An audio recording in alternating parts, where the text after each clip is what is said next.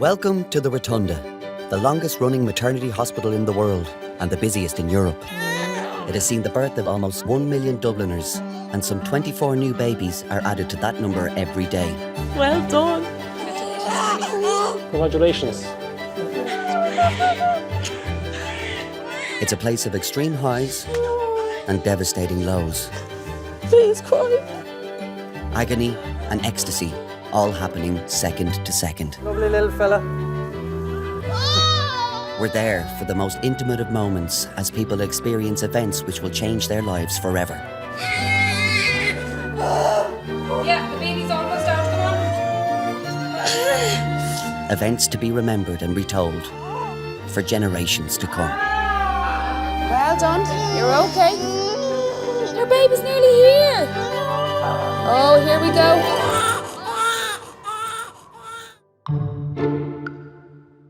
I have never won the Star Midwife trophy. This belongs to me and Susanna. Yeah, it rotates, obviously. Between the two of them only. No other member of Midwife staff. of the century and then Star Midwife. No other member of staff have ever received the trophy. They just passed it amongst themselves inappropriately. Jealousy is a desperate thing in outpatients.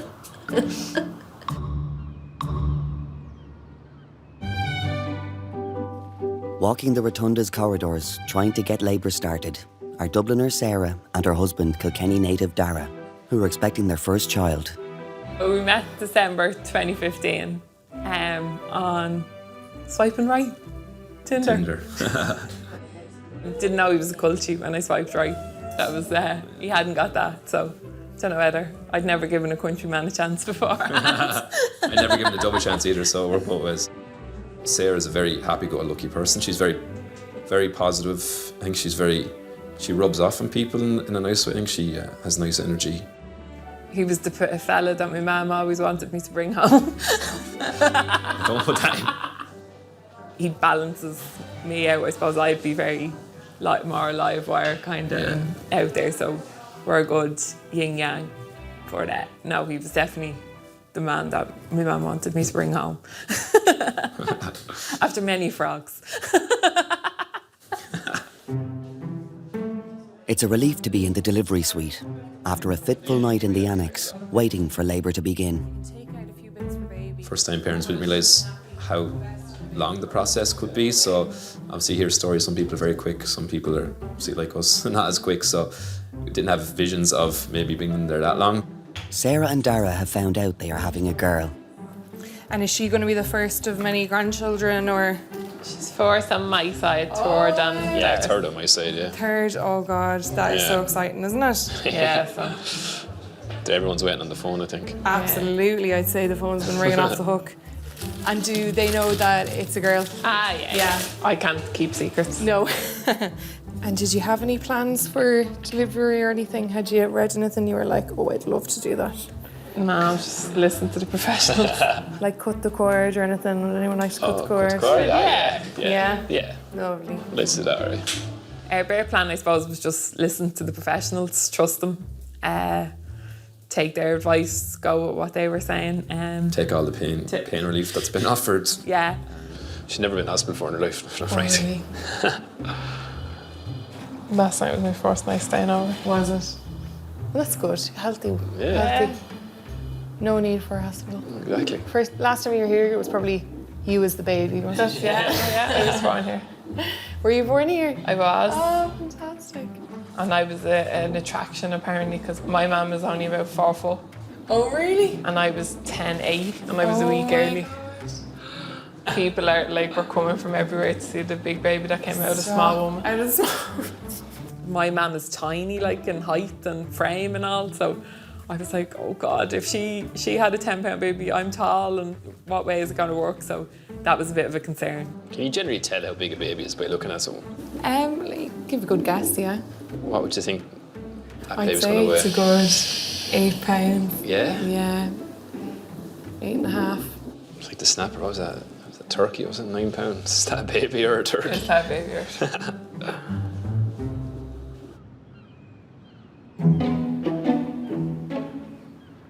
I hate feet. I'm dying to get my toenails done. I feel like it's the only way I can like treat myself in here. To actually get your nails done. I know. I'm dying to get my lashes done as well. Where did you get your lashes done? On Dorset Street. Yours don't look particularly fake though. Do you think? No. Like I'm 3 years getting them every month. Like I'm fully Every addicted. month? Every month. What? Like I've given her probably 10 grand.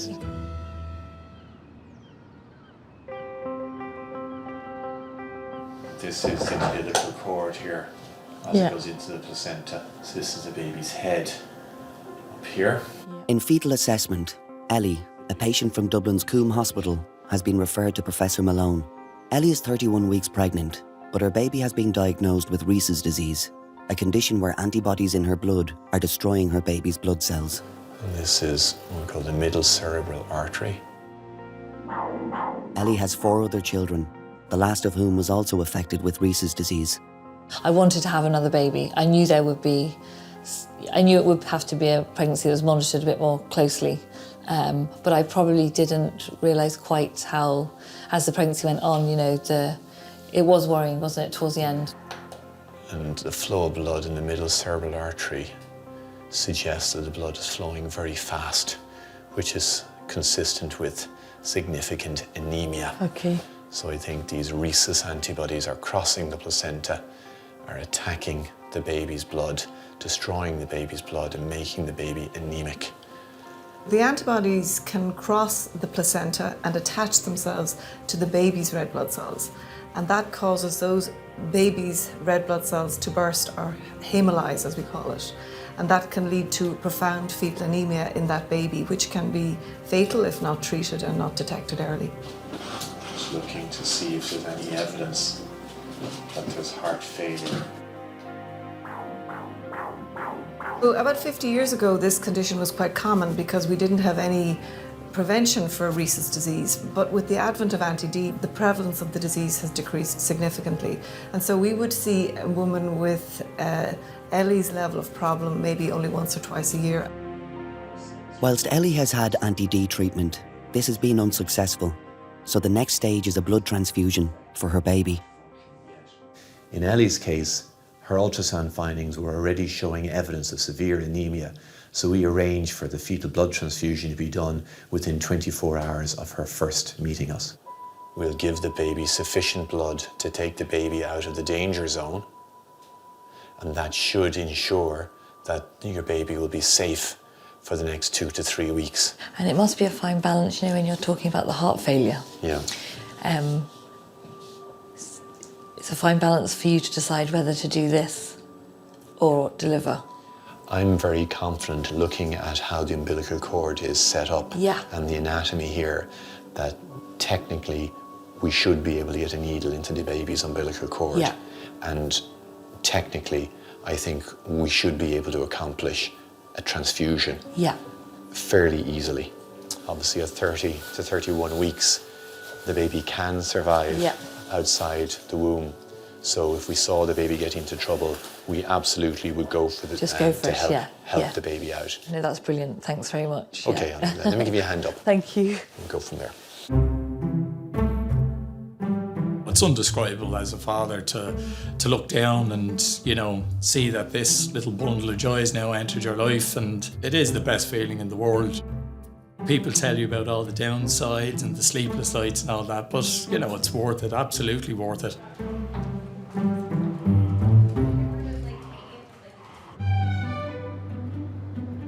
We only got married in March, this was a bit of a surprise. I was looking at your ring, it's gorgeous. It was a surprise, wasn't really. Baby was a surprise, or the wedding was? The baby. We had the wedding planned nearly 2 years. We had planned, I think, to get married first, obviously, which we did, but I don't think we planned for it to happen so soon. But I, myself, and I think you were probably the same, that we didn't want to be too old having kids either.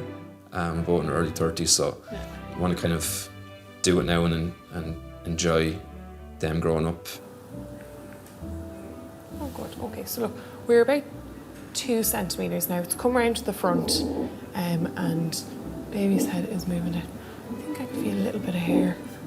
I think baby has a bit of hair there, yeah. I must have been crippled with hair. So at least that's the reason why. Yeah. The whole way through, Sarah was getting really bad heartburn. And obviously one of the old wives' tale is that a lot of heartburn tends to have a baby with a lot of hair. Yeah. And the few scans we had, I thought myself looking at the screen, I thought like she had hair from what I could see. I never had heartburn in my life. You were born with I head had hair a though. full head of hair. There you go then. Yeah, serious head of hair.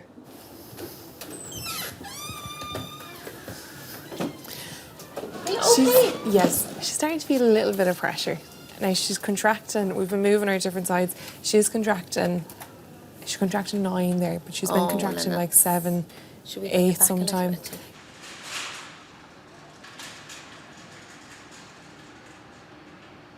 I don't pay into places. Not really. Like, no, just walk in. No, not that I walk in. I just don't want to. I don't go to places that you pay in. Like, I don't go to nightclubs and Just like music bars and stuff. yeah, like if you bring me to where's that Zico's, is it?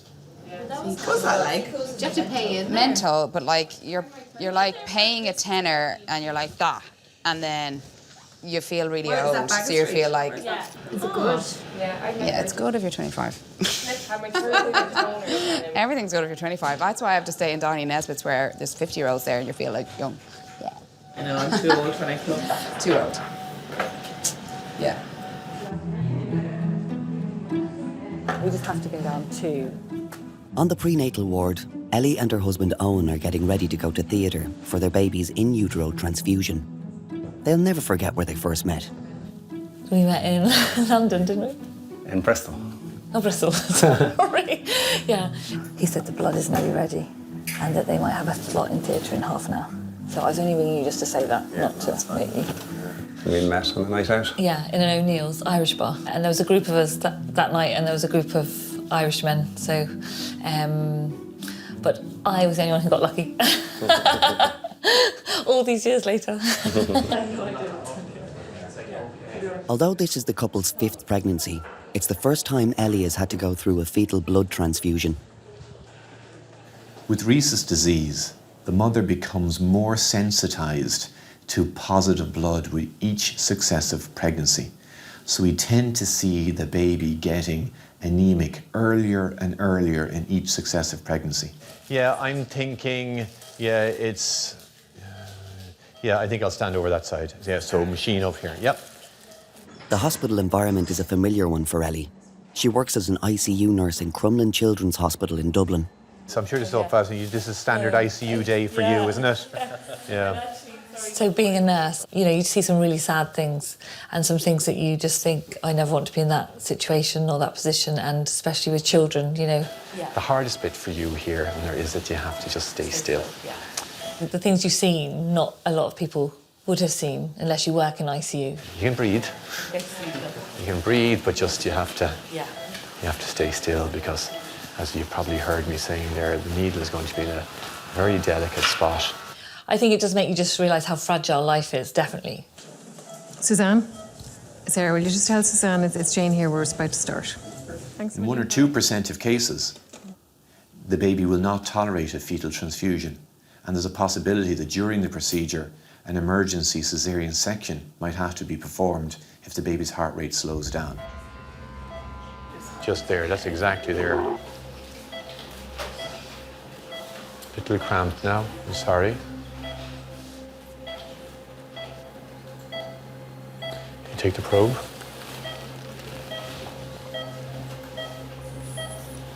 A needle is placed into the umbilical cord, a tiny space only a couple of millimeters in diameter, and the baby is constantly moving. Just sample 1 for our HemaQ. Sample 2 for the lab. Working against the clock, the hospital lab must analyse the baby's blood before the transfusion can take place. We can't wait, possibly for hours, for a lab result to come back to tell us how anemic the baby is. We therefore pause our hospital laboratory and keep everybody on standby, waiting for the arrival of the blood sample so they can tell us within a minute or two how anemic the baby is. Suzanne? Sample 1, pre-transfusion. Okay, thank you very much. This allows us to calculate the precise amount of blood to transfuse into the baby. If you don't transfuse enough blood, you won't prevent heart failure. But if you transfuse too much blood, That can also be dangerous for the baby. So we need constant guidance from our hospital laboratory as the procedure is going on as to how much blood to give and whether we've got to our target level. Hi. MCD 94. Please do it, Mike. Thank you. Oh, yeah. When you're lying in theatre, you are thinking, oh gosh, what's happening inside?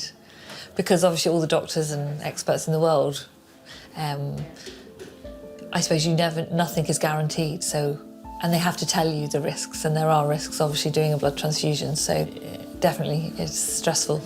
Okay, off we go, and hopefully you can go a good speed on that if you can, because we're definitely in a good spot there. So I'm very it's happy actually with going that. in nicely. Yep. Baby's behaving very well. That looks like an artery below there. Do you want to just take the artery? Yeah. Doing very well. We just need to stay still for about 3 or 4 minutes, and we should be fine. I presume it's a contraction in the uterus has just lifted us just now. It's amazing how the movement It's incredible. on a contraction. Okay. I stupidly didn't really think that it would cause labour pains. But I suppose if they're putting a needle in and they're aggravating the uterus, your uterus is going to contract. I wouldn't say like full-blown contractions, but definitely kind of halfway there.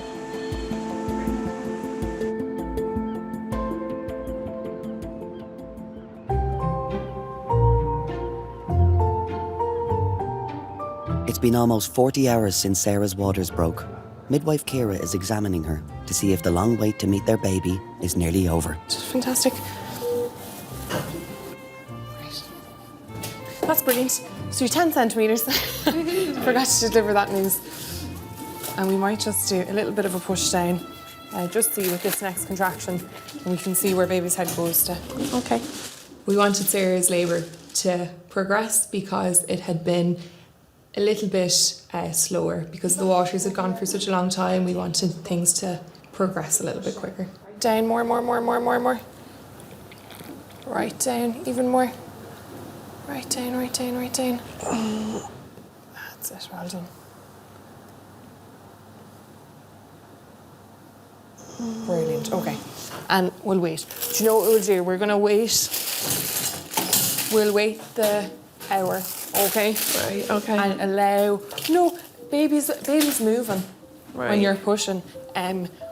Just if we can allow you to have that extra bit of time where you're not using all your energy. Okay. Okay. And just let baby's head move down. After an hour, midwife Melissa starts her shift, and her first job is to get Sarah pushing. Lisa, lovely to meet you. This is Sarah and Dara. Come on, go on, push here. That's it, very good. Keep it coming. Excellent, well done. Very good. After a while of pushing, I asked her to go on the side just to try to help the baby to rotate into a good position. Keep it coming.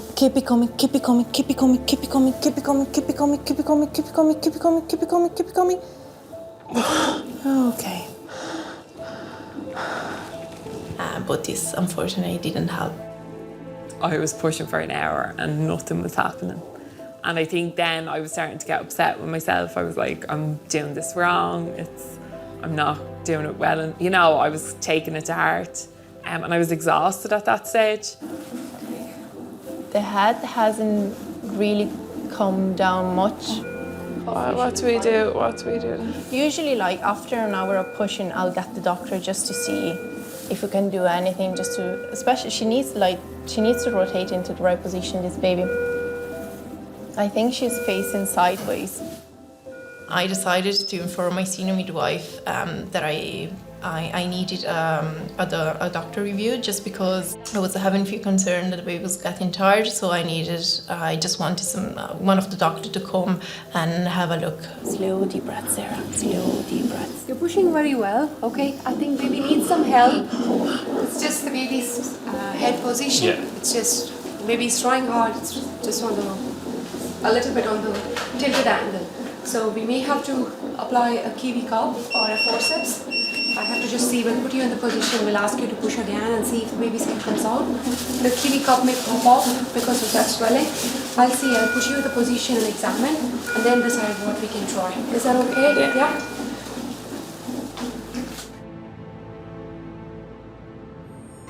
Right, you ready? Many a red sun will set, many a blue moon. That's a song, yeah. Oh, what is it, a song? Yeah, that's a song, yeah. Oh, well, I don't know that. Well, yeah, don't worry about that. Either way. Hi, Right, Ali Hakim. Hello, Ali Hakim. Ali Hakim. Get away! Hello, kiddo. Oh, Jesus. Hello, I'm kiddo. sure sorry to see you so happy, because what I got to say will make you miserable. I got to marry Will. That's the way it's wrong.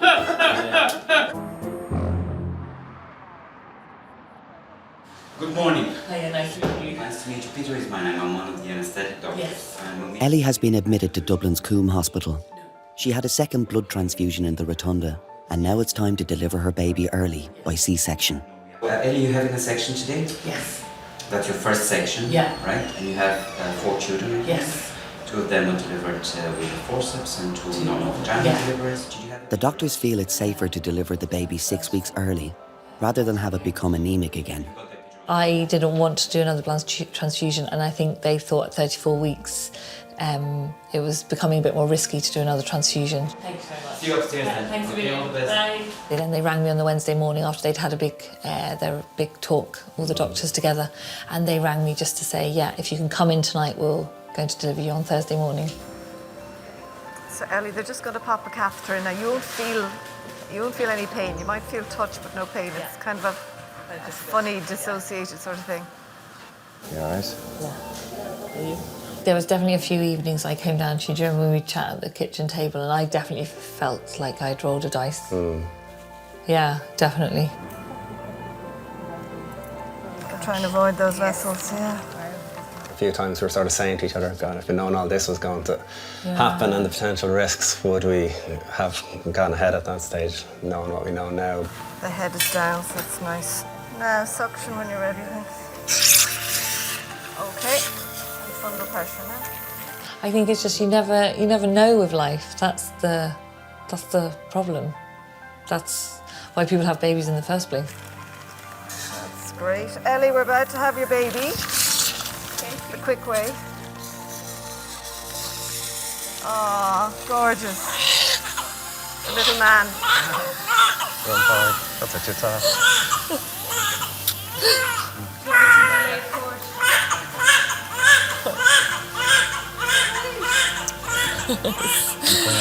And in ICU, you've seen so many emergency situations. It was all very controlled. There wasn't an emergency. I knew the consultant neonatologist was there. Because I've seen so many emergency situations, I could tell it wasn't a case of an emergency. Does that make sense? That's great. Thanks very much. Congratulations. He looks really like Oscar, actually one of our other sons. We haven't done a weight or anything yet. We'll do that when we get him down to the baby unit. Definitely in that situation, I find you're looking around nearly, looking at reactions and how people are in terms of their facial, or did they look stressed, did they look, whereas it didn't, it was all very calm, which was great. Yeah, that's good. Looks great. Did you get a photo? Yeah, looks really like Oscar, actually. Oh, sorry. Oh my God. Everything is good here. Okay. We're just going to move on to the tubes. Yeah, okay? that's great. Thank you. Yeah. So the next conversation that always happens after some very complicated pregnancies, what happens the next time round. We know that it's very likely that the baby, a subsequent baby, would have a similar, if not more severe presentation of the condition. And that's difficult to face into. Ellie and Owen made the decision to have a tubal ligation to prevent further pregnancies. The thing is, you don't have 3, 4 kids unless you like having them. So, but at least with 5 kids, there's a good chance of quite a lot of grandkids. So. Get to meet your mum.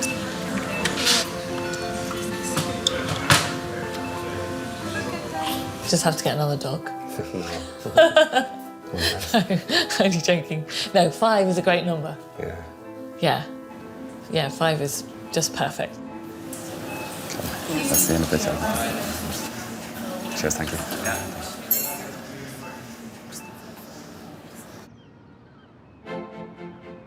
very special occasion at the Rotunda, celebrating their 18th birthday. Connor and Amy and Cian and Rory and Derval Cassidy, who are, of course, our famous Rotunda quintuplets. We know that quintuplets are tremendously rare. Ireland has only one set of quintuplets, and they're here today with us. Having 5 25-weekers born at the same time and being cared for in the neonatal unit was always going to be a challenge. Statistically, babies that are born between 25 and 26 weeks back in 2001, the survival rate was 50 to 60%. So the fact that all 5 survived and all 5 are healthy and well is a huge achievement. Quintuplets is a story that any of us that were involved in caring for them will never forget. Do you have a baby? Okay, come on. Go, Sarah. Deep breath in and push all the way down into your bum. Come on. Big push, keep pushing, keep pushing. Bring the legs up to your chest. Yeah. It's the baby's head. It's going. You're gonna feel loads of pressure. It's completely normal. But you push with the pressure. Keep pushing, Sarah. Don't be afraid. Good girl, go on. Come on, go on. Back in the delivery suite, Dr. Samaya is using a kiwi cup to help deliver Sarah and Dara's baby. Dara is finding it hard to watch. Keep it coming. It's quite difficult from the dad's point of view, especially when it's an instrumental delivery, because they don't really know what to expect. Everything looked very, very dramatic. Keep blowing. I was starting to panic a small bit at that stage. Obviously, I didn't like to see my wife in pain. She'd gone through a hell of an ordeal over the 27 hours, and I was thinking of my daughter then as well. Obviously, her heartbeat started to drop. So it was all just getting a bit worrying at that stage. We'd gone this far in 9 months, and it would have been just heartbreaking for anything to happen. The head is out with the next contraction. Gloves just over. We're gonna see her. Okay, it's coming. You ready? Legs right back to your chest. Keep pushing. That's it. Blow. Hello. Congratulations, guys. Congrats.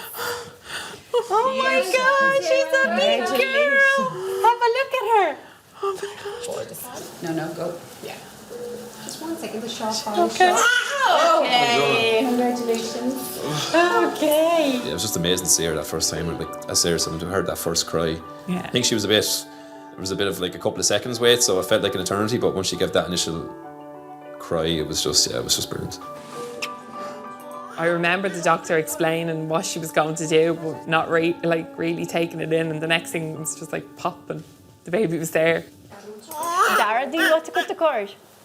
Did you want to cut it? Oh my gosh, she's so beautiful. Just in between the two? Here? Yeah. There. Oh, my hands are Come to bring slipping. her over, say hello to the baby for a second. I have her. I'm sorry, I can't do it. I'm afraid I can't. She looks like Dara. It was funny, the midwife was like, oh my God, she's so like her daddy. And I was like, oh my God, 9 months and all this I've gone through, and now she looks like him. Oh, Jesus, I love you so much.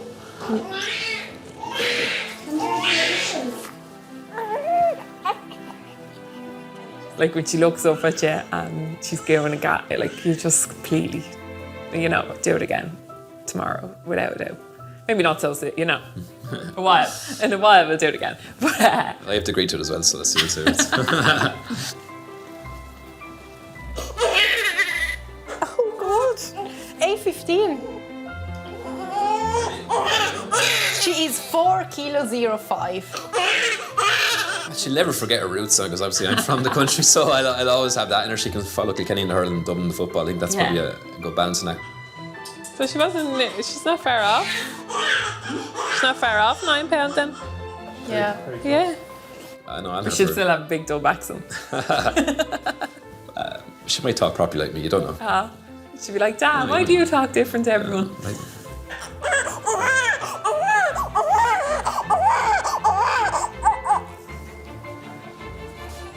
We'll get you a Dublin jersey too. No thanks, I'm alright. Definitely don't want that in the TV.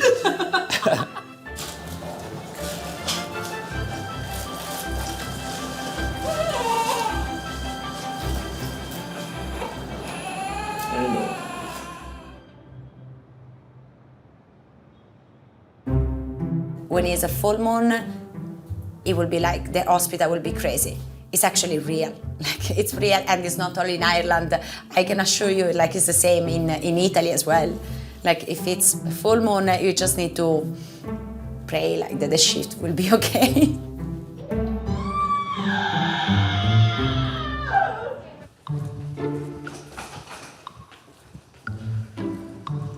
Down to the left here. Arriving into the delivery suite, expecting their first child, are Laura, an air stewardess, and Raz, a waiter. Both originally hail from Romania. Do you know any cool moves? Any cool moves? See that poster there? Yeah, I saw. These are all very good. But that's the coolest one. That is the coolest one, yeah. I wanted to give birth natural, without any injections or medication or. So the contractions will be stronger and more painful, or like our mothers, be natural, everything. Old fashioned, I'd say. They probably will progress a little bit, but they're already doing a very good job of opening out the cervix. I didn't want to hurt the baby. I read books about the epidural and taking medication during pregnancy or in labor, and this might hurt the baby.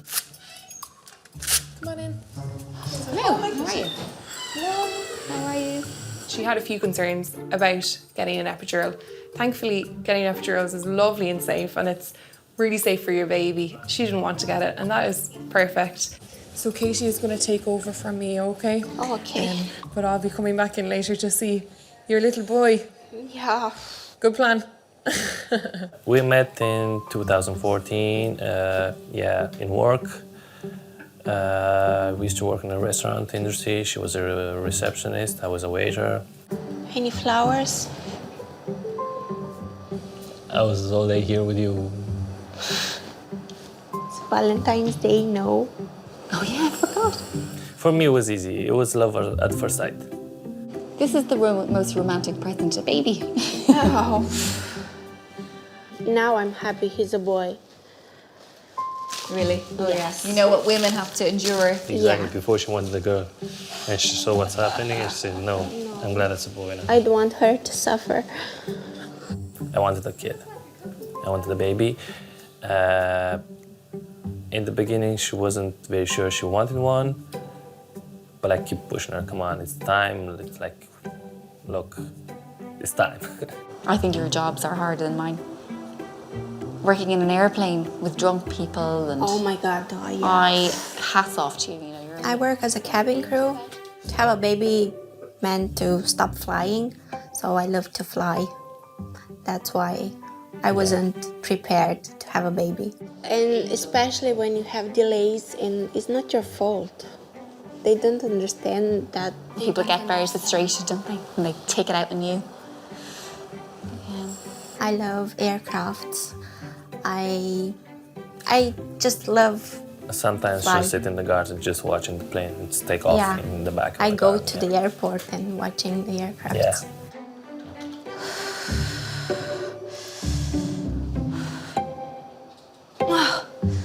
Oh, shit.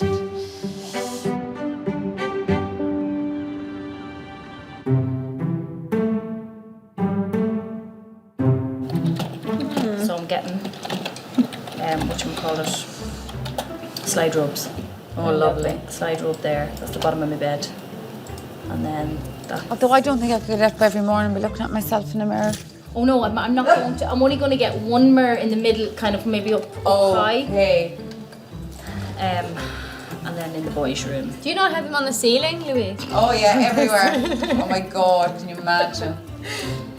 That would be nice, actually.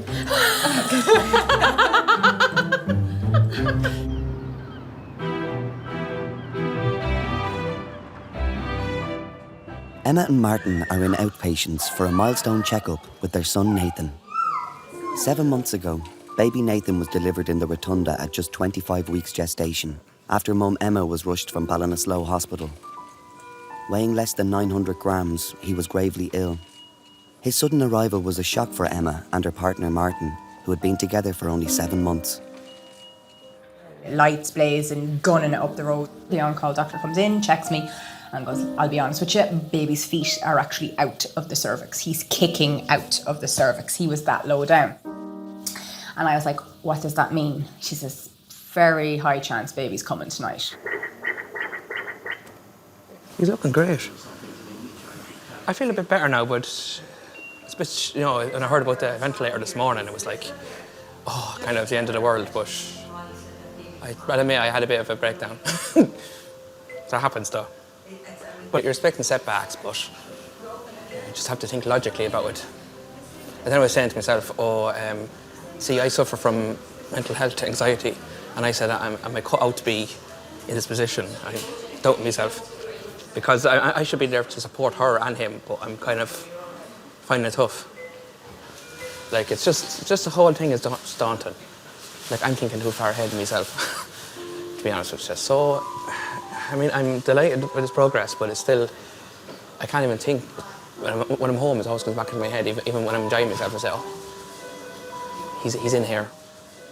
It's not easy.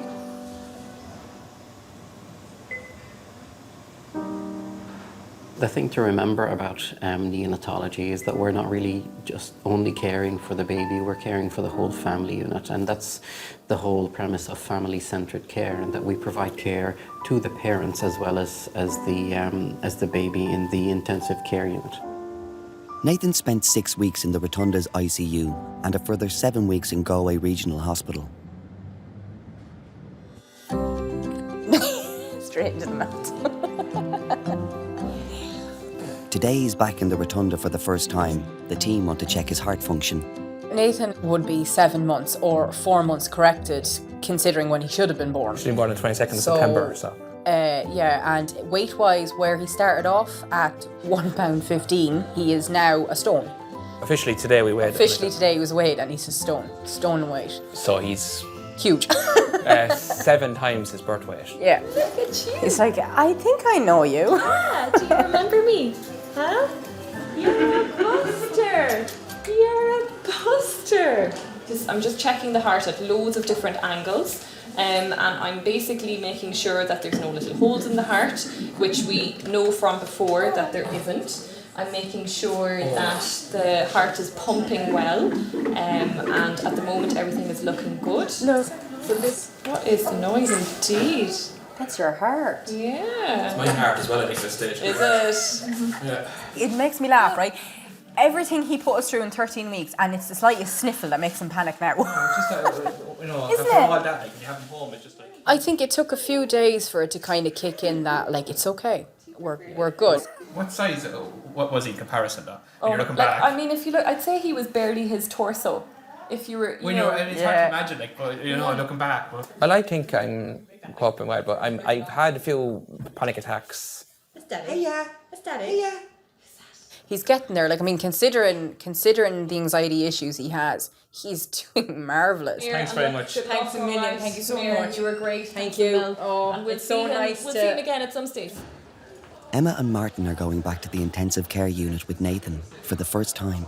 It's a place of heavy significance after a difficult 6 weeks spent there. It was just like, oh my God, my heart was pounding, because it's just like, the last time I had to do this route, we couldn't bring it home. Yeah.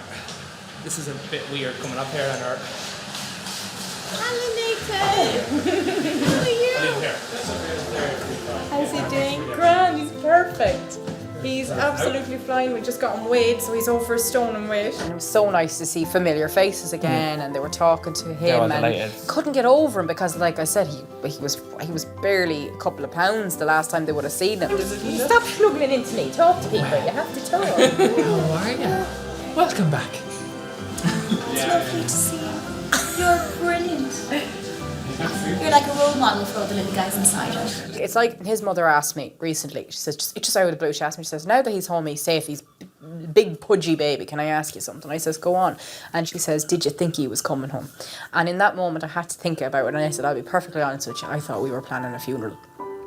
And I will be honest, I thought we were going to bury him back then, because there was so much wrong, and he was so tiny, and realistically he was just barely past viability. So it was just, I suppose I did think at the time, and then I kind of closed it off and was like, don't think about it, because if you think about it, it's going to happen. Yeah, You're going to make I was yourself the same, sick actually. thinking about it. So then now when he's like that and he's big chubby baby and he's smiling up at you, I can say to myself now, oh my God, you're a miracle, because I really did not think we were going to get to this point. I honest to God thought that was it.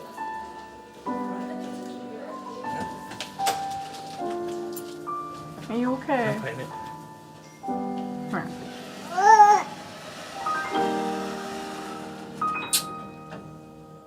For the parents and for just us going up and down, and I know it's what it feels like. You're not kind of and it's kind of like you're given kind of hope, but then again, anything can happen, as I said.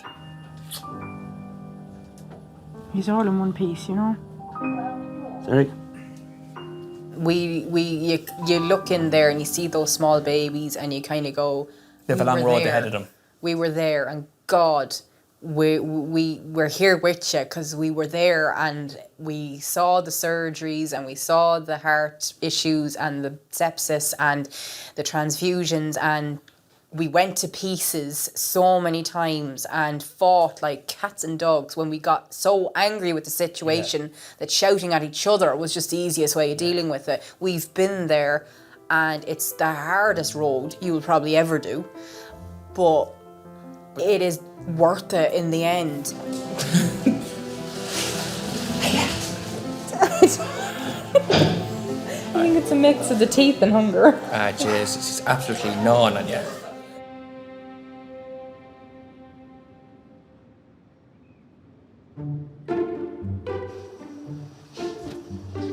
Ooh.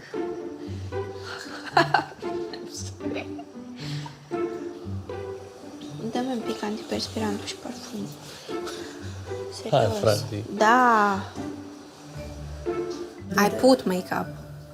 I was with makeup on and my hair was... That's why we were late in the hospital, 2 hours. So like she had her hair done, makeup on, everything. Unde ți antiperspirantul? Pe acolo. În asta mare? Aici? Caută-l.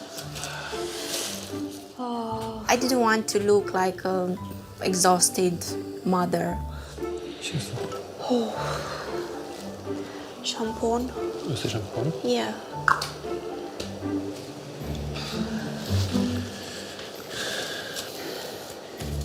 I wanted to be pretty for my baby.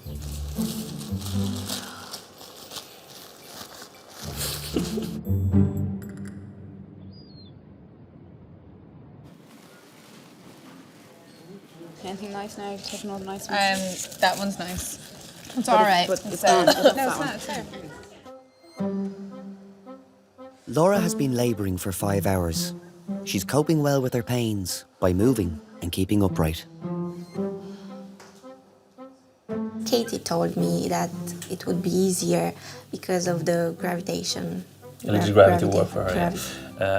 There was a panel there with a few positions that she can sit. She chose this one. It was like the most comfiest for her. I might take off the underwear, okay? Because it sounds like you're kind of getting ready to start pushing very soon. Yeah. So if maybe we just take off those underwear, because you can't have baby in your knickers. We need to take off. We need to take off the underwear. Really? Baby needs to come out. How high is the head down? It's kind of -1. Right, okay.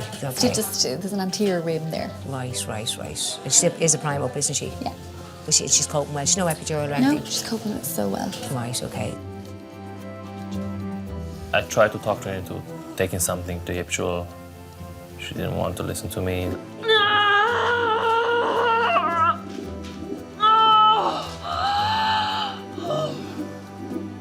Like, ease your pain. Yeah, It's the normal. labor Everyone was likes to so ease your bad. pain. She didn't want to. She's my hero for that. And blow. And another little push now. The whole experience was absolutely new for me and a bit shocking, I say. I didn't expect to sit there until the end. It's It's not common in Romania. All the hospitals, they have a policy. It's only the doctor that sits in the room and the nurses. It is very important for the father to be there when the baby comes out, because not the doctor is the father. It's you that's the father. You have to hold him in the arms. No? First, not the doctor. Blow, blow, blow, blow, blow, blow, blow, blow, blow, blow. And another little push. He's bit. Little push again. Oh, that's the head out. Well done. Let's see. Hello, Stefan. 11 minutes past 6. Now, just to wait till the head rotates around, okay? And now? Just breathe until the next contraction comes, okay?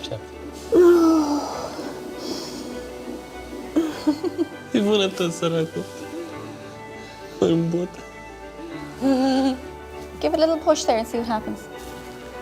Small little push. Blow.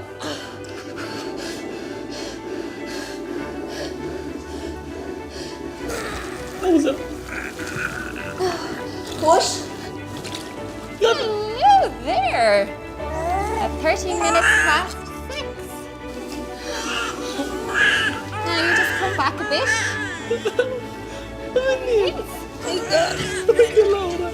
Say hello to me. Oh, congratulations.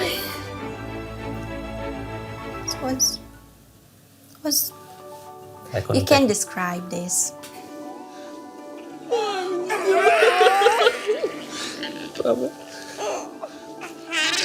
This is the most magical thing ever.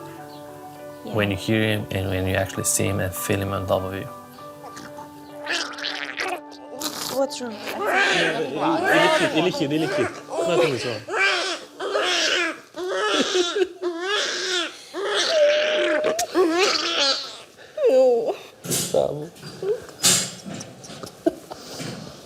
What do you think of him?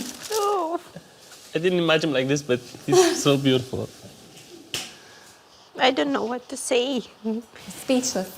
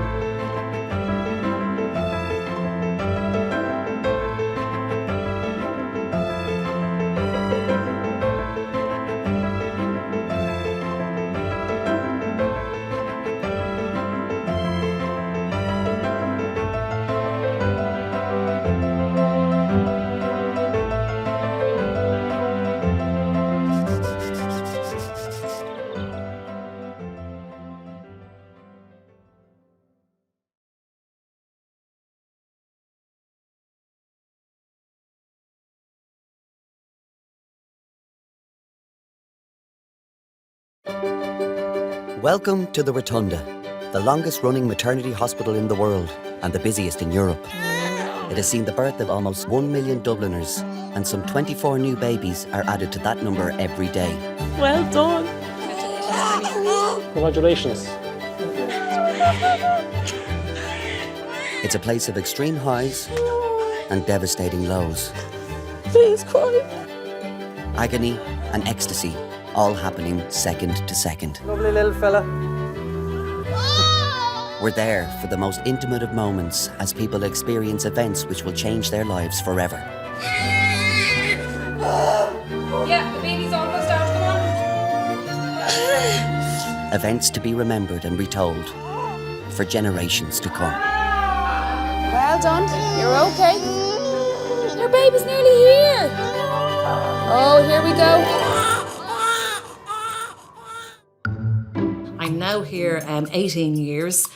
And on the first day, I was going down to the canteen for my lunch and I tripped on the back stairs, so I landed with a bang on the first day. I actually had to get my lip stitched.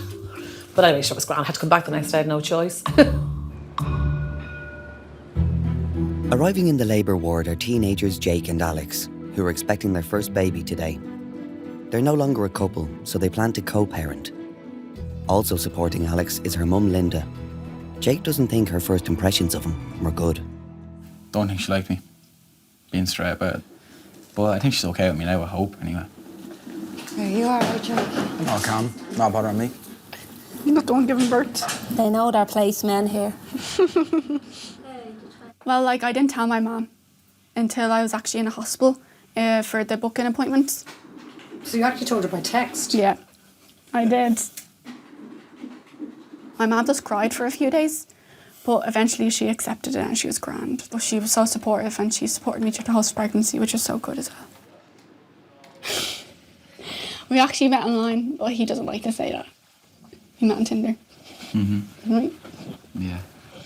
You from Nab and you from Swords? Yeah. Where did you meet? On Tinder. Where? On Tinder. We were kind of on and off for a while. Yeah.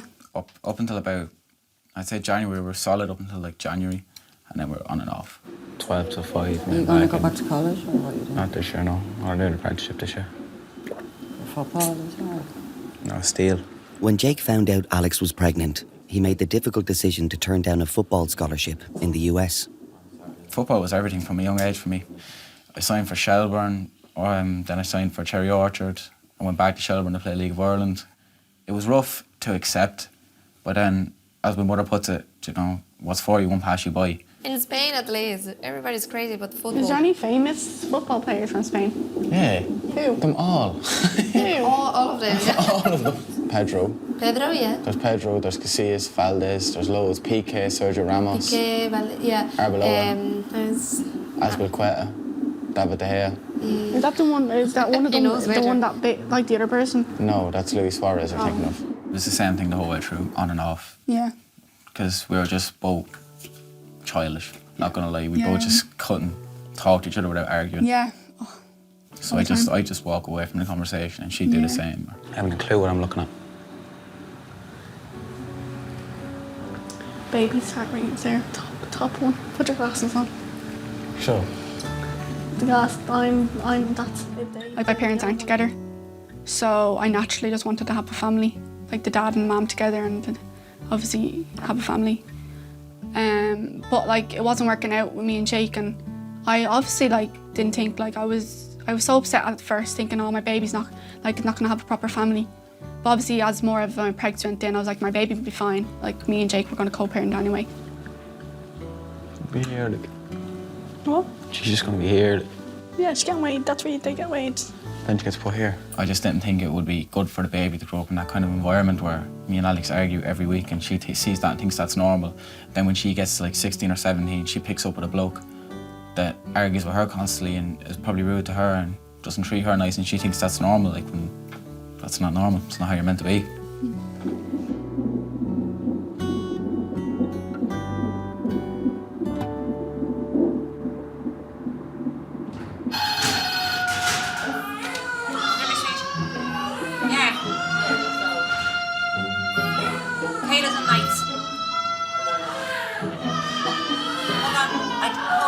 Sorry, I don't know. I didn't hear anything about it, Paula. All right then. Hello, who's that? Hi. I said I know all the stuff here. I feel like part of the furniture. Waiting for a scan at fetal assessment, mum of one, Kate, didn't have to look too far to meet her husband, Peter. It was an office romance back We in the worked day. together. We both worked in the bank. We tried to keep it secret at the time because he was a manager, or like kind of a manager level, and I wasn't. So it would have been kind of frowned upon. So we thought we were keeping a secret, but it was like the worst kept secret. I think everybody knew. And the rest is history, as to say, you know. So what, 12 years on now, are we? Nearly 13. Yeah, nearly 13. Yeah. Kate comes in to be scanned every week because she's at high risk of a preterm delivery. Her first child, Billy, was born suddenly at just 24 weeks. My back's been at me actually. You'll start noticing symptoms that you wouldn't have kind of gotten to the stage of getting exactly. last time. So. Yeah, and remind myself not to complain too much. No. So she's head down. Yeah. Today, Kate is at nearly 27 weeks gestation, and so far, so good. It was a very different situation the first time round. I was having the bleeding and cramps, but you're not thinking straight. You're just thinking, go to A&E, get it checked out, get the all clear, come home. And then carry on with our day. You're not thinking, we're having the baby now. Like the shock of how small he was the only thing that you could think about at the time. It kind of takes your breath away. Like he's probably the length of our hand.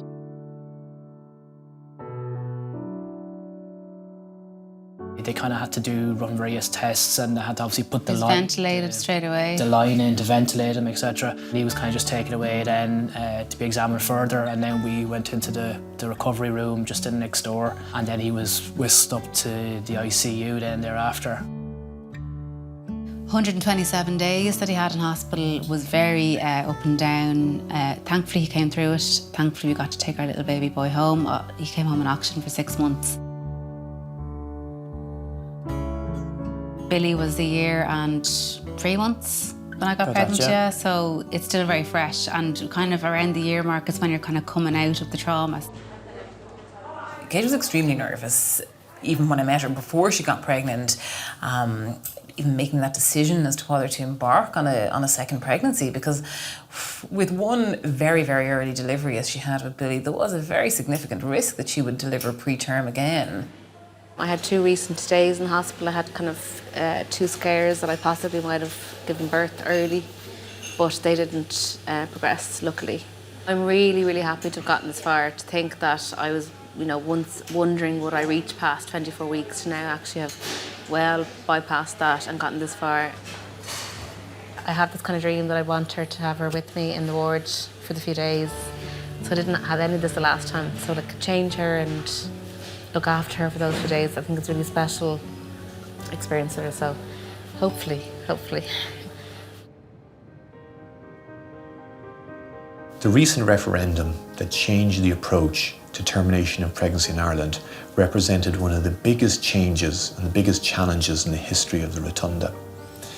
It is absolutely essential for the Rotunda to at all times ensure that patients trust us, that they know that the advice they're getting from us isn't based on our personal view, but our advice is based purely on the medical facts. What are the options that the patient has available to them, and helping them choose the right option for that patient.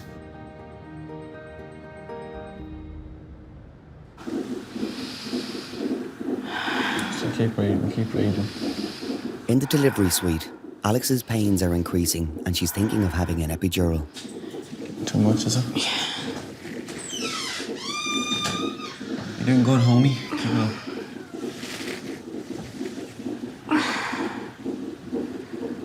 Yeah, she's getting an epidural now. That's what she's looking to get. Yeah, they're coming every 2 minutes. Yeah, they're really strong, like. There was a woman last night in where we were, when we were only induced to take another room, and she was huffing away on the gas, like, do you know what I mean? And there's people roaring and screaming in there, and like people roared and screamed getting the water spoken, she didn't, so she's proper trooper and through, like, you know. She's doing well, like. Just 5 minutes since having her epidural, Alex isn't feeling quite right. Is it normal to feel like a bit like lightheaded? With the epidural, yeah. So let me do this again. She did have an episode of low blood pressure. She was feeling lightheaded, she was sweaty and feeling unwell. And the baby's heart rate was dropping. So I just rang the bell and Annette came in the room. I'll give Denise this shot as well. Yeah. He's here. Is he? Can I put the oxygen max on? Anesthetics around. Dropping the blood pressure. She's symptomatic. The baby's heartbeat's dropped. How much is 5? On the other, yeah. That's it. Am I okay? Sherry? It is okay. Your blood pressure's dropped a little bit, so we just check. All of a sudden, like, my blood pressure went down and the baby wasn't doing well, and then all these doctors were like flooding around me. What is the blood pressure? 93.50. She's symptomatic with it. And it was 126. Jack's my name, another one of the ends. Am I okay? You're okay, your blood pressure's dropped a little bit. feeling a bit dizzy? No, that's passed over. Okay. It's quite common with the epidural for your blood pressure to fall a bit, but yours maybe has gone a bit beyond. So this is just to help the blood pressure. Okay. It's quite normal, don't worry. And how is the baby? It's still, not yet. Take this side there. I might just stop. Squeeze my hand, yeah, if you need. I went for a chicken fillet roll. Yeah. He went for food, like.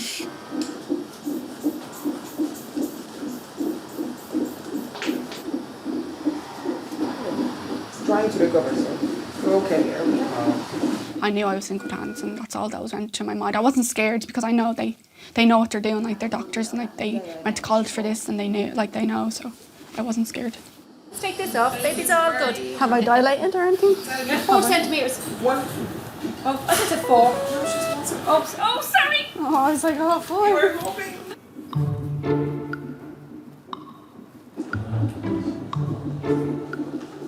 Hey. You missed it. It's fine. Missed what? My blood pressure dropped. And Did it? She just doesn't make big deals of things, and she wouldn't tell you. Like, if she was in pain or anything like that, she'd try her best not to let you know. But now the blood pressure's come up and the baby's heart rate as well.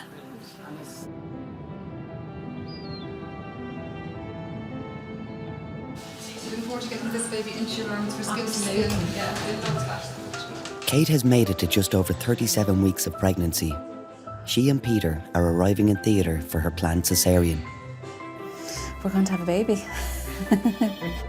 So Kate had what we call a J-shaped incision on her womb when she was delivered with Billy. So for that reason, we felt that it wasn't safe to labour. Look forward to meeting this little bambino now very shortly. All right, I'll see you in there in a few minutes, okay? I don't think I could have gone through another premature birth again. Not, well, 24 weeks, not a 24 week. But then, like, you have to ask yourself the question, if it happened, you know the choice, but to cope with it. Yeah, you just get into it then, yeah. Okay, just starting. This was a planned cesarean section. Everything was nice and calm. I think such a different experience for Kate and Peter to the delivery of Billy. To the clip, thanks.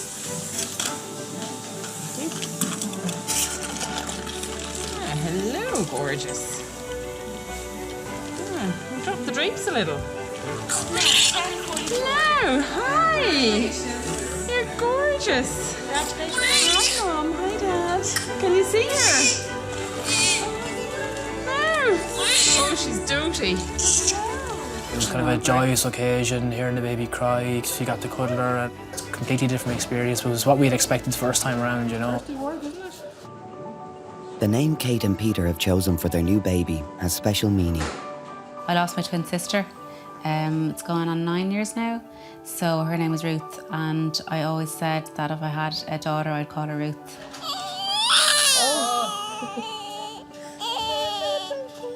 It's just amazing to hold her, you know? Amazing to see. Yeah, it is.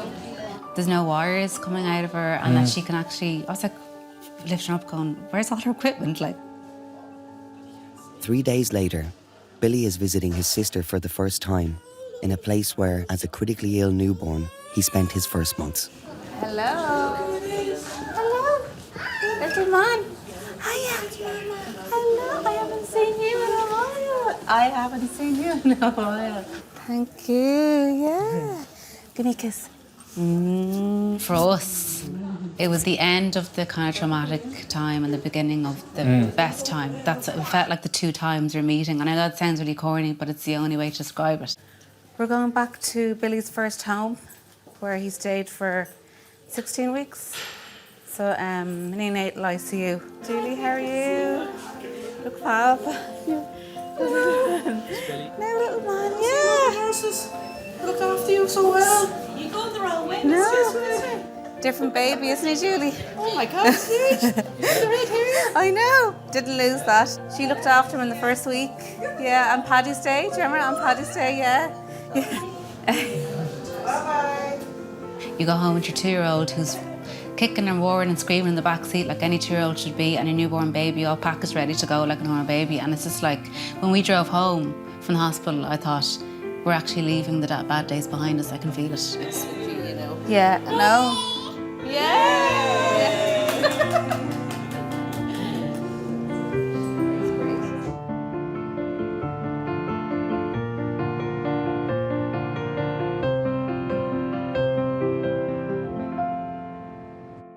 Like she's using a bit of gas, but she's just like, you know, she's not really. She's not like.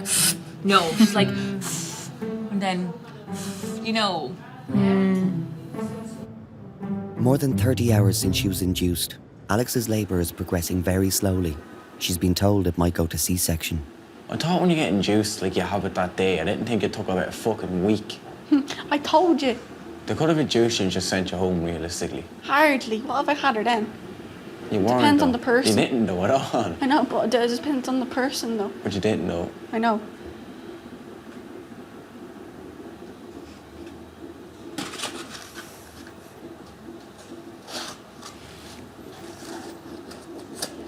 Did you, when you were in third class, did you ever grow like one of those little plants? Yeah. You then put your name on it. What? Grass heads. Yeah. Sock filled with seeds and that. Yeah. Cool looking thing. Do you remember you had to did you bring in your own yogurt pot, or did they give you something to put it in? We had to bring in our own. Same. Whoa. I loved when it was a communion year, because you just do so much colouring and stuff.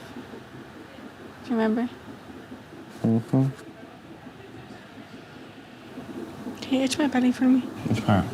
Oh, I hear it's tight. I can't itch. I can't feel it. I have no nails. Yeah? Oh, yeah. It's good. That's it? Yeah. I thought he was really supportive. Like, he was like, oh, you can do it, and he held my hand, and he was reassuring me a lot that, like, obviously, like, you can do this, and I was a bit scared, I was. Good hug. You're doing really well. Really proud of you, okay? Thank you. I'm kissing hard, but you smell like sick. No, I don't. You do. Thank you. Fuck you. It's the reason you're in this mess. Your fault. It's not my fault, it's your fault. Your fault too. Partial. Partial, yeah. Argument. It's arguative.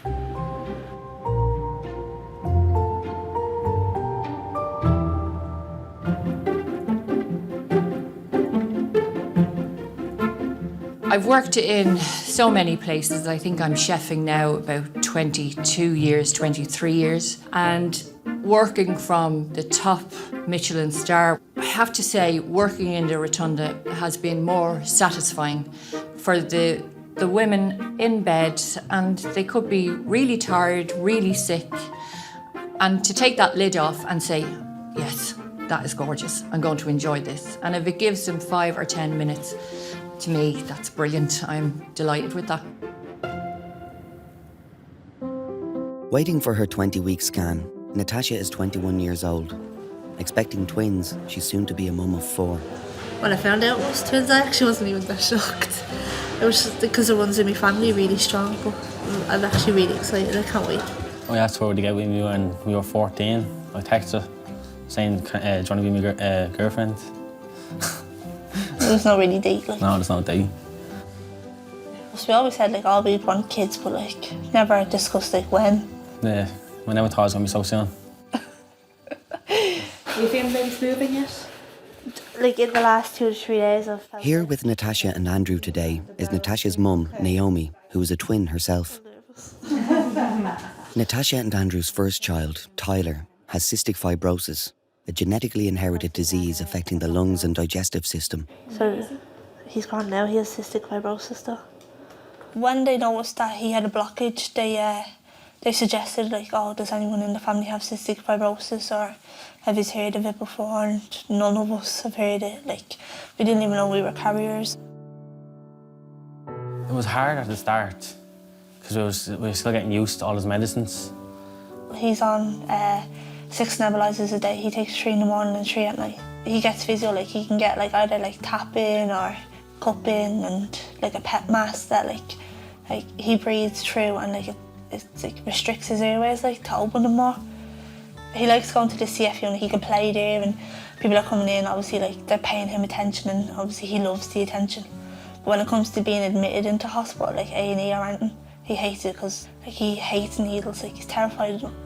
And especially like seeing him like when he's screaming, crying in pain, like you literally can't do anything. There's a 50% chance that at least one of the twins will be affected by cystic fibrosis. Natasha and Andrew didn't want to do a test for it during pregnancy, so it won't be until the twins are born that they will know if they are affected. Well, exactly. That's exactly it. Obviously, I hope they don't have the CF, like, obviously, like, because I don't want them to go through, like, what Tyler's been through, like, as in, like, hospital stays and, like, constantly getting poked with needles. If they do have the CF, like, it's going to be the same, like, just adding in 2 extra babies, like. I know it sounds bad, but, like I didn't think, like, oh, CF would ever stop us from having more kids, though. Did you? No. I just thought, like if they have CF, like, obviously, like it's an illness and, like, it's not nice, but, like, they still have life and they still can, like, achieve stuff. Great. Structurally, I don't have any concerns with the babies. Yeah. The scans are never 100%. Twin 2 is a little bit smaller, but still within the graph, so nothing to worry about. Okay. Lovely. There you go. Congratulations. Lots of pictures to have a look at. Here, Do you want Daddy. Oh, look. Thank you. Congratulations. Thanks.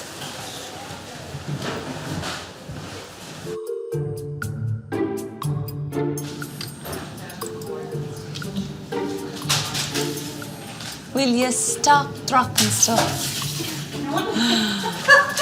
Thanks very much. Alex has been labouring for 7 hours in delivery suite 1. She's only 2 centimetres dilated. A C-section is looking ever more likely. Hi, how are you? We changed your shift at this stage on the night staff. Hi. So they're leaving you till 9 to make the decision. Yeah. So I'm going to get you in a gown anyway, okay? I had been told that Alex was probably going to have a caesarean section because the tracing at times, the doctors weren't happy about it, but we were going to give her another short while, and the contractions began to build up again. I'm going to stop in a few seconds now. That's it. I feel a bit sick. I get you tissue.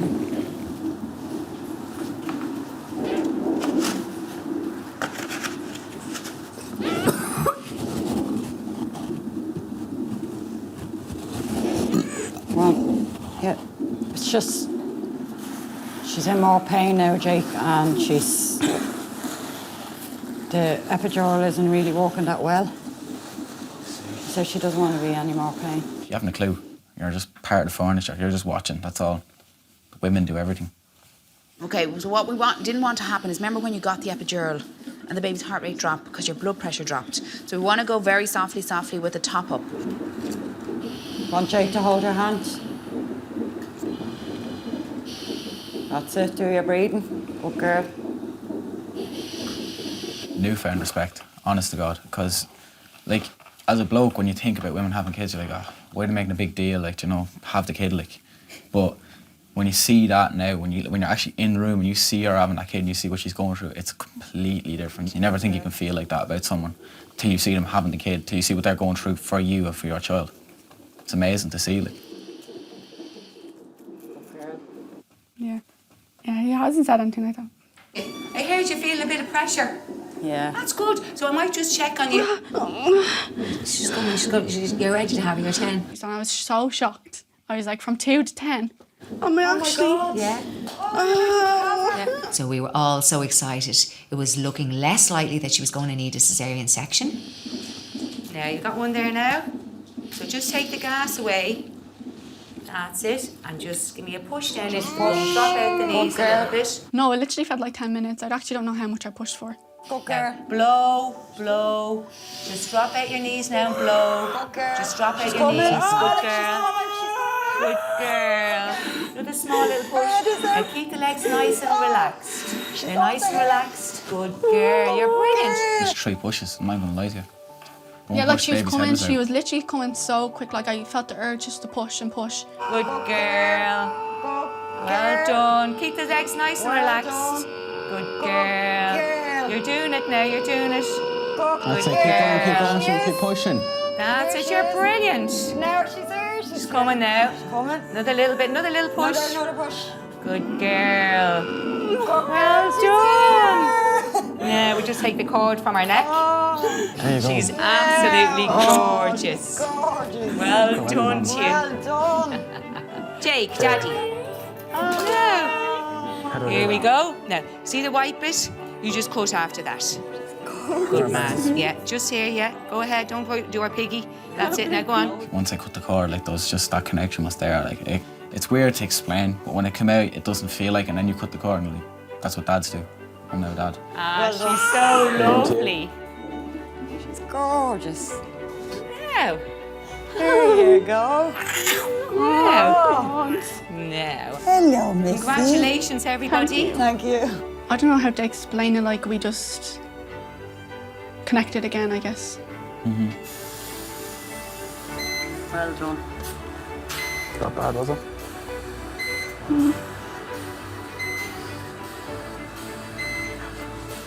Like I felt like it's never going to work because we're always fighting all the time. Like once, like when Amelia came here, I felt like that all went away and it's all stupid, and like I do feel like we can actually be together now. Like we do understand each other a lot, don't we? Mm-hmm. You are the image of your mother, honest to God. Yeah, it kind of comes down to respect. Like, I found a whole new respect for Alex once I seen her having the baby, like. Yeah. And you can't be kiddie about things. You can't be acting like a typical 18-year-old lad or 19-year-old girl. You have to be an 18-year-old man at that stage, you know what I mean? You have to act proper, and you need to find that respect for her. Yeah? Talking to me.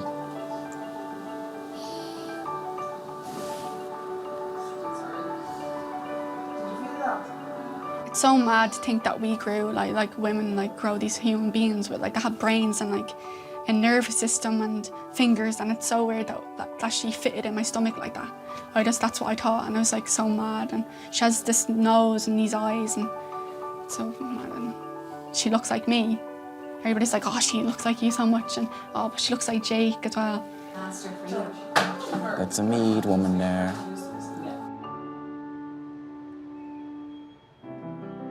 Getting pregnant is seen as a natural process. However, current accepted statistics across Europe are that approximately 1 in 6 couples will have some difficulty becoming pregnant at some point in their reproductive life. Treatment may be the only option forward for them. The vast majority of IVF cycles are not going to be successful immediately, and it's our responsibility to keep a couple hopeful, but realistically hopeful.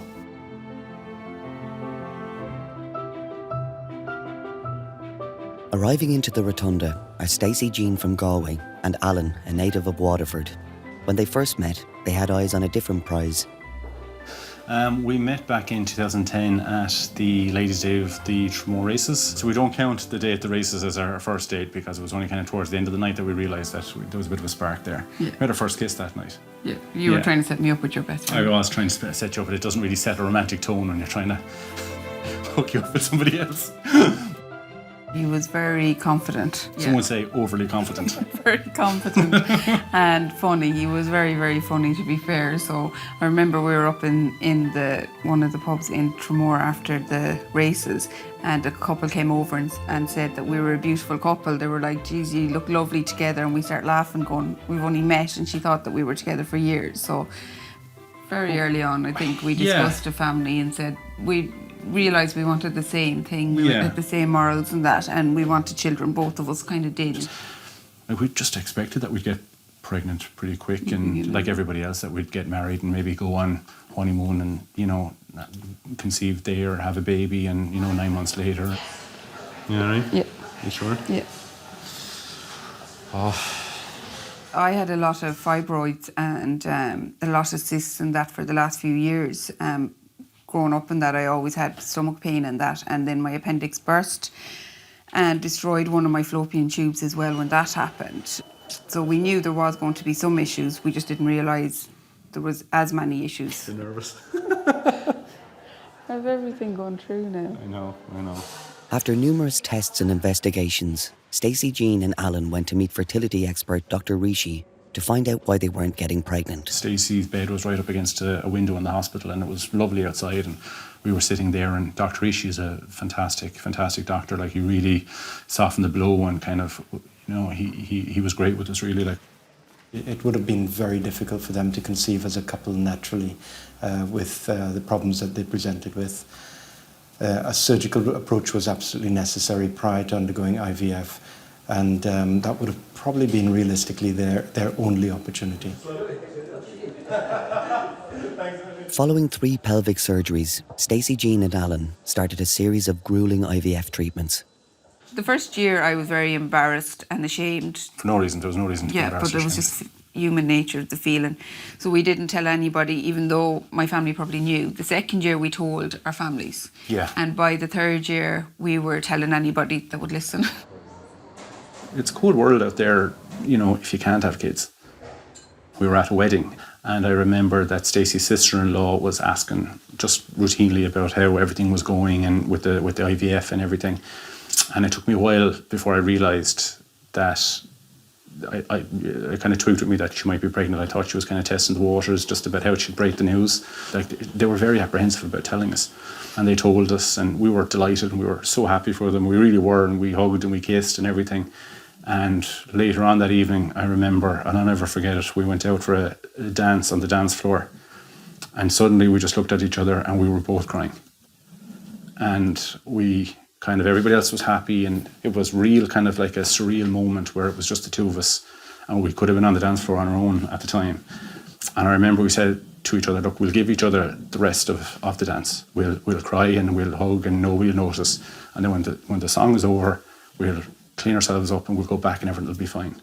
And we did. And we were delighted. Like, we were delighted for them, but we were sad as well.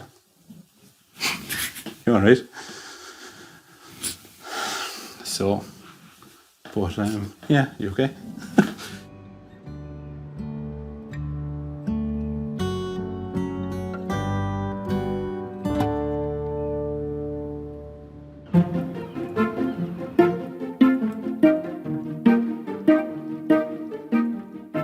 On the prenatal ward, Natasha has been induced because of her twins' reduced movements. By her side are Andrew and her mum Naomi, for whom it's a particularly intense time. Well, I was a twin as well, and my sister, she passed away at birth. She was stillborn. And I called Natasha my rainbow baby because I was pregnant with twin boys, and I gave birth to them here at 6 months gone, and they were stillborn.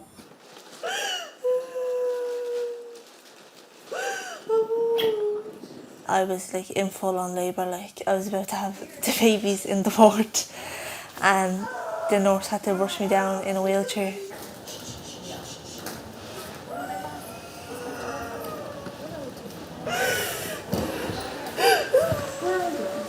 Everything was happening so fast, like I didn't think I'd get to the ward in time, like.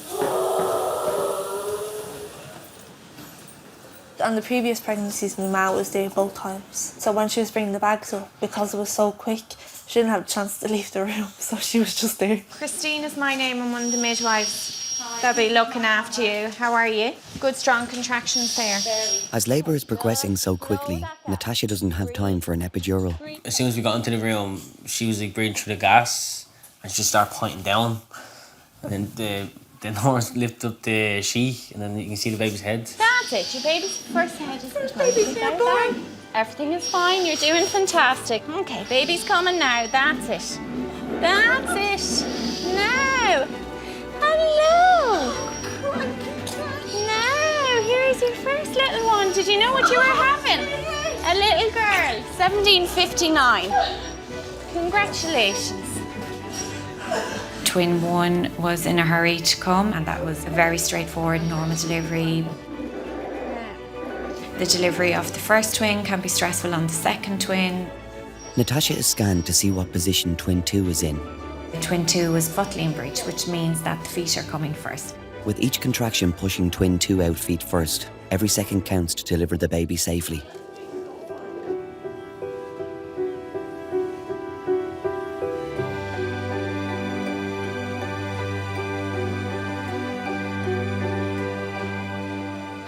Is there anything you want, or?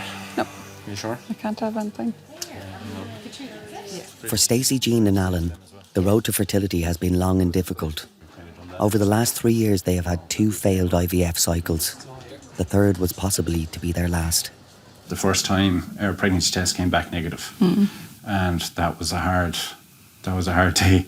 Yeah, we thought after getting through every other stage, we thought this was our time. Our luck was changing now that we'd the hard bit done. Our second cycle, we didn't get the follicles far enough over the line, so we had to scrap that cycle. And then the third cycle, as my body was getting used to the medication, so they upped the dosage and make it higher and higher. And I was getting to a very high dosage where if my body wasn't reacting to this, it probably wouldn't react for future cycles. So we were worried about that part. So we kind of wrote this cycle off, saying, right, we'll go through the motions. It's not working. We're barely getting above the line. Yeah, we got 3 eggs, and after the 5-day wait, we had 1 embryo.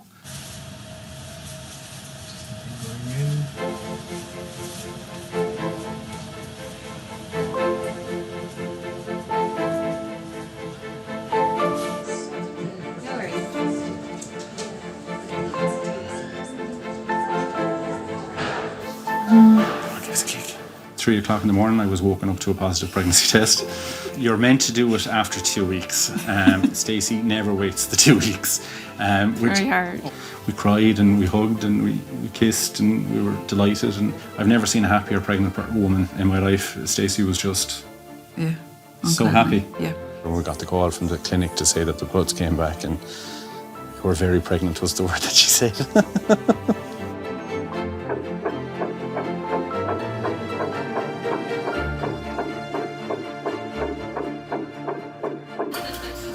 Gonna miss it. I'm missing it already.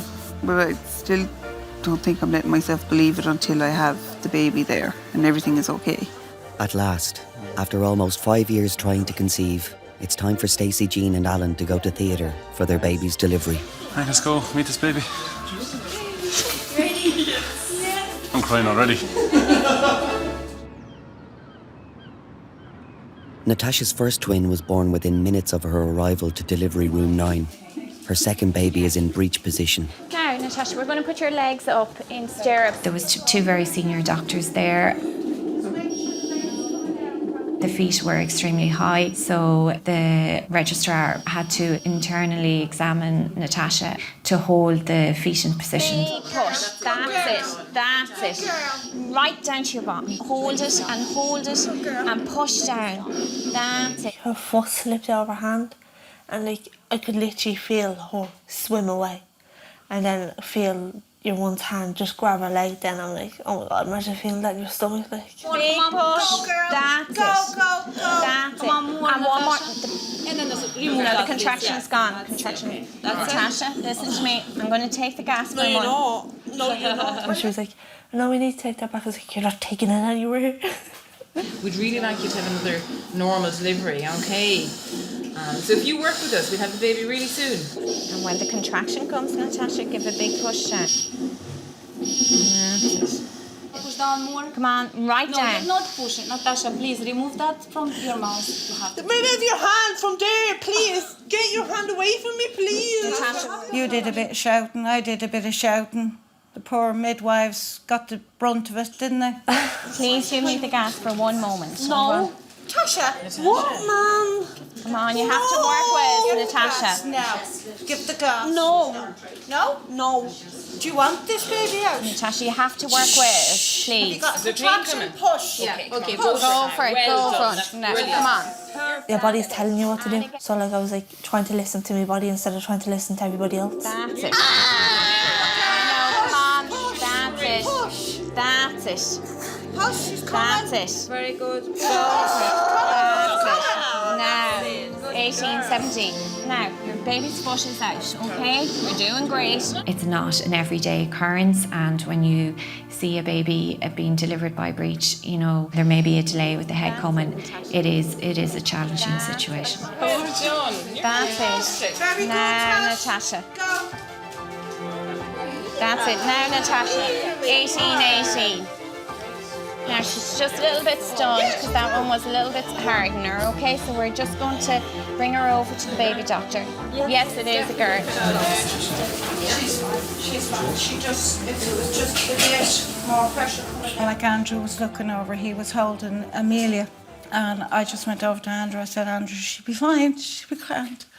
My own heart was sinking as well, like, you know. And I'd gone over, I said, is she going to be okay? And he said, yeah, she's fine. There she goes. You all right? Come on. Are you your sister? Hello, Missy. You got to open your eyes? I see one. My mom started crying. Like, she never cried at the other births, she just started sobbing. But I think it's because, like, obviously, like, she had twins before me and she lost them. The twins will now be tested for cystic fibrosis. Natasha and Andrew will know the results in a few weeks. The minute you have the baby, like, the pain goes, like, you can't remember. Like, even now, like, you still get the twins mixed up. No. And they don't even look like each other. Yeah, you do. No, I don't get mixed up. There you have it. They look nothing alike. Like, one has, like, loads of hair. One has, like, not, like a granddad hair. Now, look down at them, that's what makes it all worthwhile now, doesn't it? All that pain.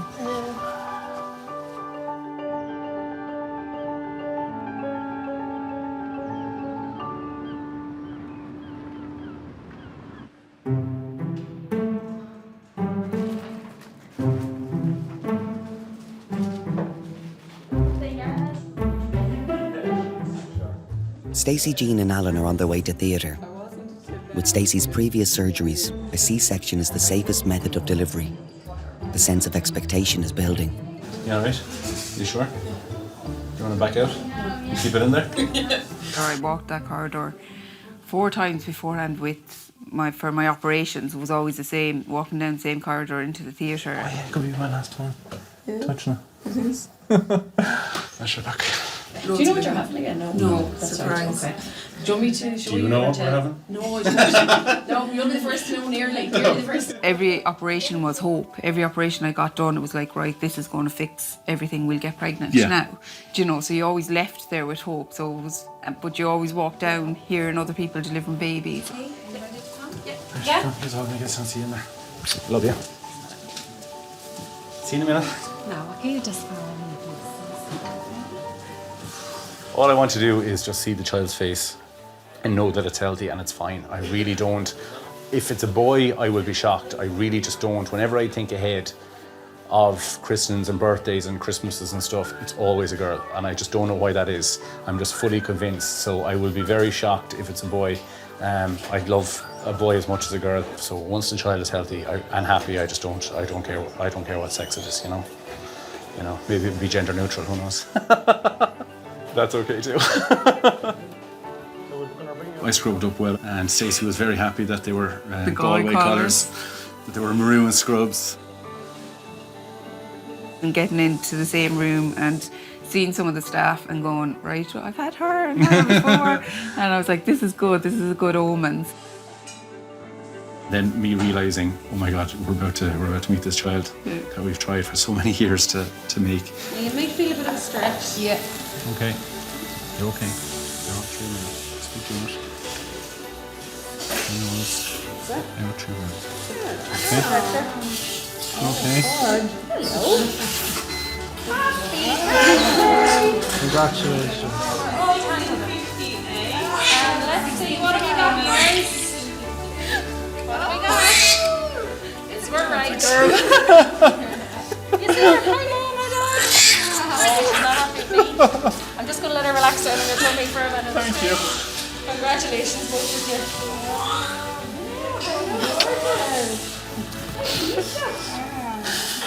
She looks perfect. I forgot to look and see what she was. I was just looking at her face. I was like, oh, it's a baby. It's a baby. We've heard her crying. She's the image of you. Look at her, she's beautiful. I'm going to take her to the wall. She's the image of you.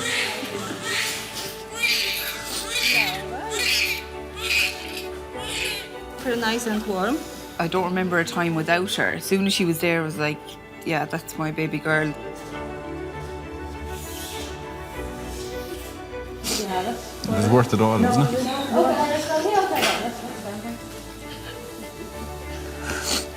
It was almost like you always knew her. Like that she was always someone that was always there, not someone that you met 3 minutes ago. She's beautiful. And suddenly you're just a father in a corridor with a baby, and you know, you're looking down and they're looking up at you and hi. Hi.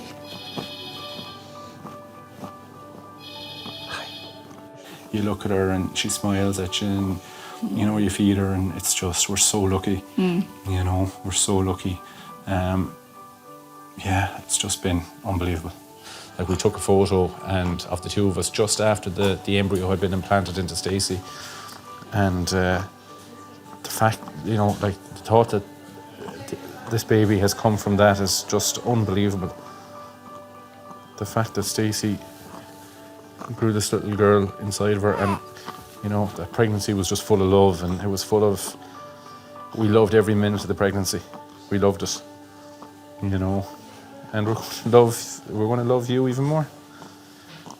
Yeah.